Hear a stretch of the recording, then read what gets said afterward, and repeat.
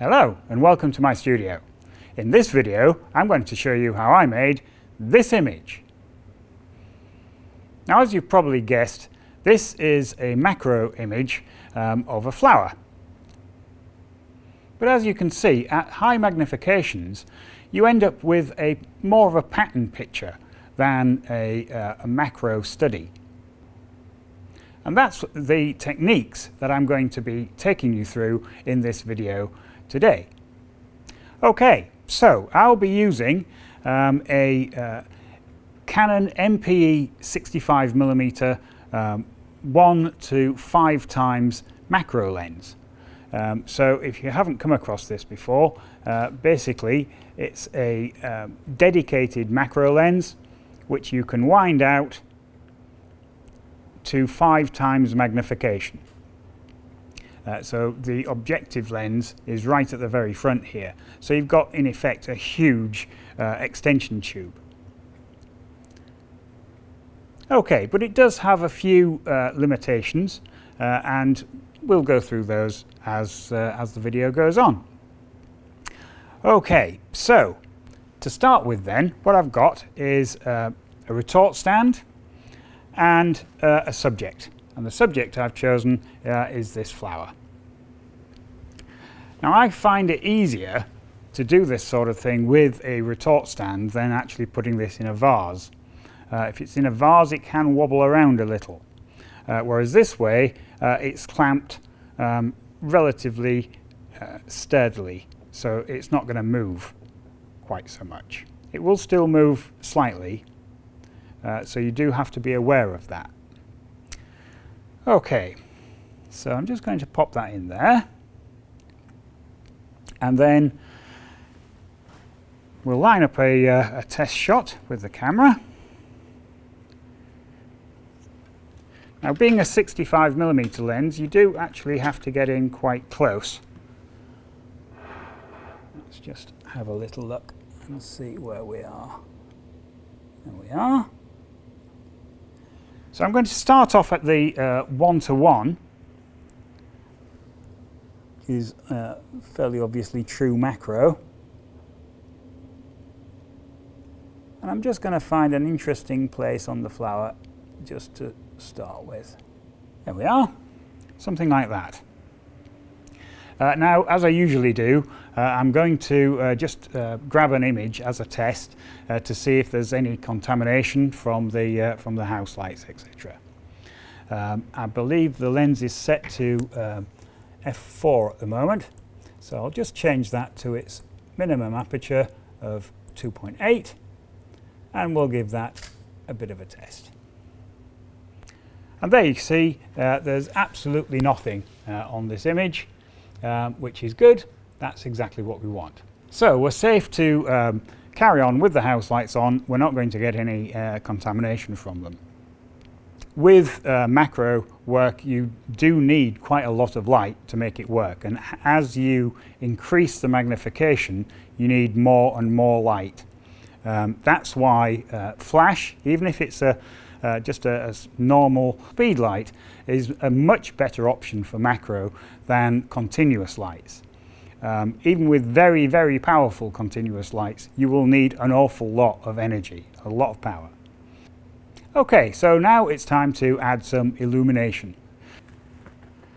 And this is the way that most people would approach doing a macro shot, with a reasonable sized softbox fairly close in. But one of the things I'm going to show you is that this isn't necessarily the right way to do it. There is no right way and wrong way, but this will give you a result of a type. But it isn't a particularly good type that I want to use today. But I'm going to show you it anyway.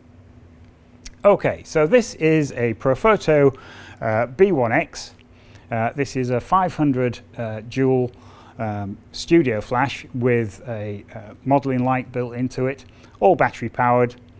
You don't actually need anything quite as powerful as this, but I'll come to that later. Okay, so we're just going to turn this on, and I'm going to add a flash trigger to the top of the camera. One of the advantages of using a studio flash for this sort of thing is that you can employ the modelling light. As you increase the magnification, the view in the viewfinder will get dimmer and dimmer and dimmer. So if I just turn the modelling light on, and then we have a peer through the viewfinder. There we go. I can actually see what I'm doing, which is always an advantage. Okay, turn the modelling light off because I don't need it anymore. And just at arbitrary settings, I will just do a test. At those settings, it's a little underexposed, and as you would expect at aperture of 2.8, there is next to no depth of field. So the first thing I'm going to do is increase the aperture up to a more reasonable 5.6, and I'm going to increase the energy on the flash by 4 stops. We'll just take another one. That's possibly a little overcooked, so I'll just take that down a bit by a stop. There we are. And if I go to 1:1 on the screen here, you can see that we've got quite a lot of detail in here. It's relatively pleasant, but it's very soft. The lighting is extremely soft. One of the things about macro is that a lot of people tend to go for a soft lighting. I think they look a lot better with something with a bit of edge to it, a bit of contrast. So I'm going to dispense with this now, and we'll do the same shot again, but without the softbox, and I'll show you the difference. So it's in physically exactly the same place, except now there's just no softbox on it. So we'll just take another shot.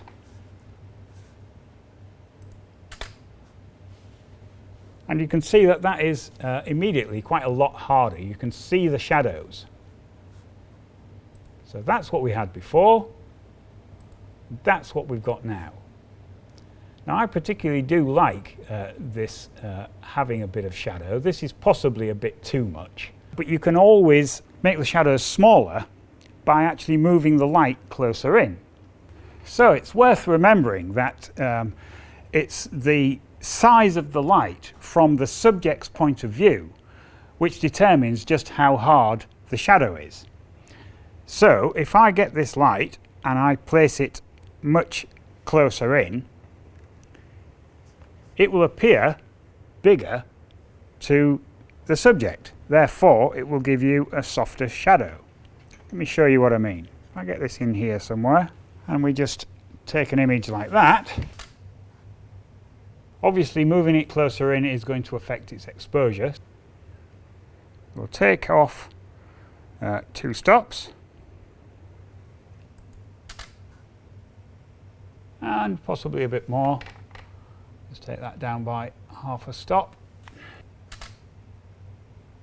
Still a bit bright. Let's take another half stop off. A bit better. So that's what we had before.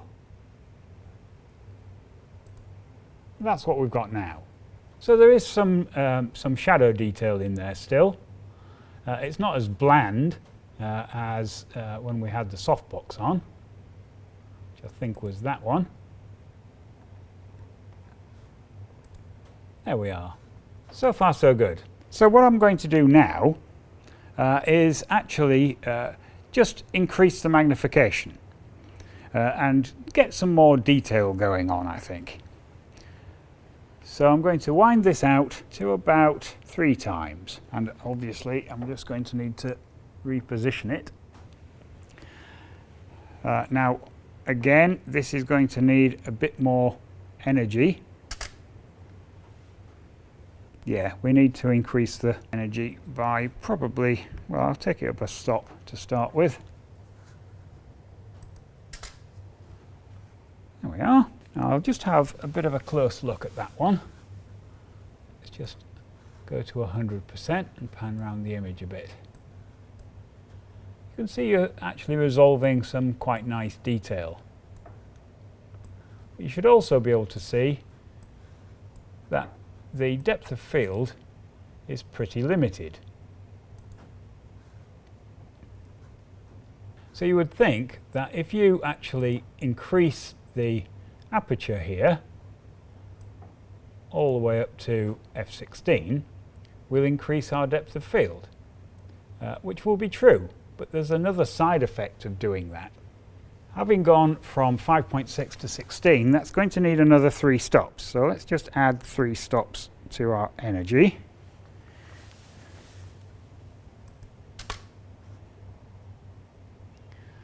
There we go.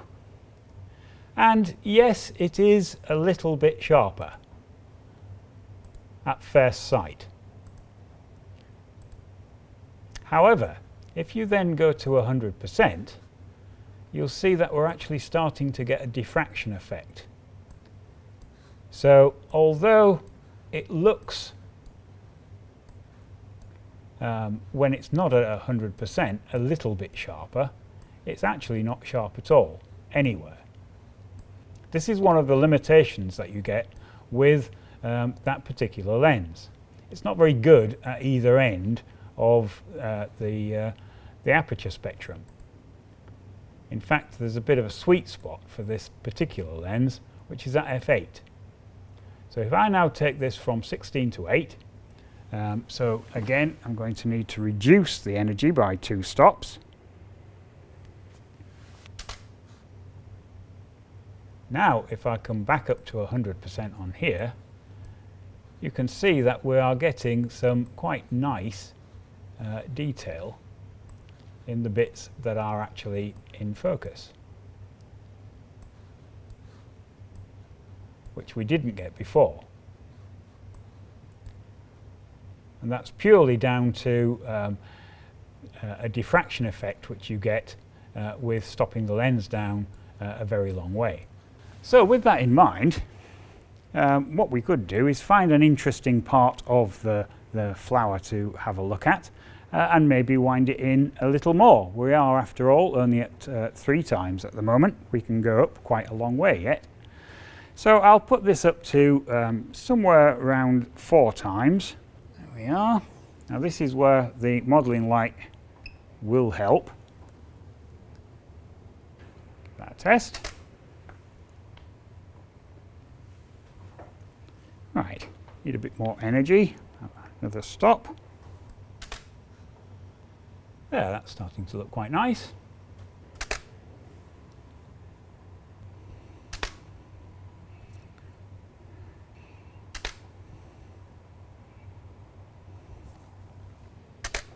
Now this is quite contrasty, which is what I wanted.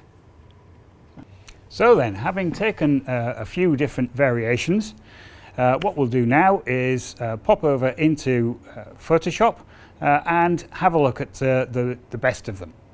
Okay, so this is the one that I've picked. There are lots of different ones that I could have chosen. I've just picked this one because it has a nice bit of interest in the middle here, which I think could be quite useful. So, what do we need to do to this? As usual, first thing, duplicate the layer. Then anything that I do to the copy, I've always got the background to go back to, the original to go back to. So with the background copy selected, what I might do is just go to Image Adjustments and just have a little look at the levels in there, see if there's anything that I want to globally do to those.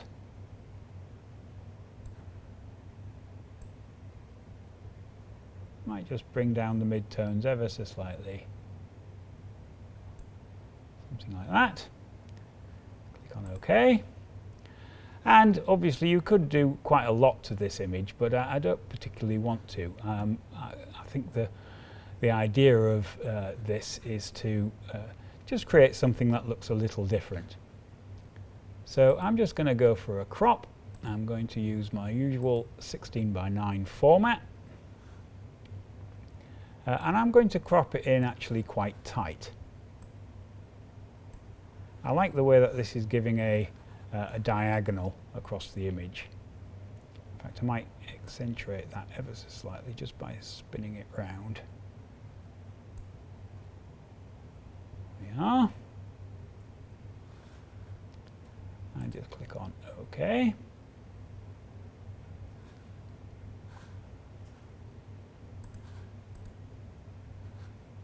Yes, that's looking quite nice. I might just use a little trick and just add a exposure adjustment layer and actually take the exposure down quite a long way, and I'll just adjust the gamma correction as well.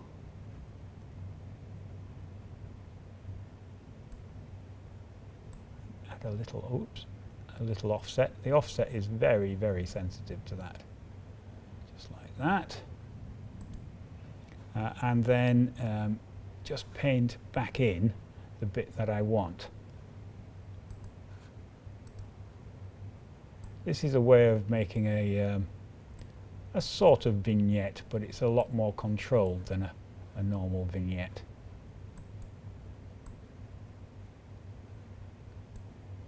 Just like that.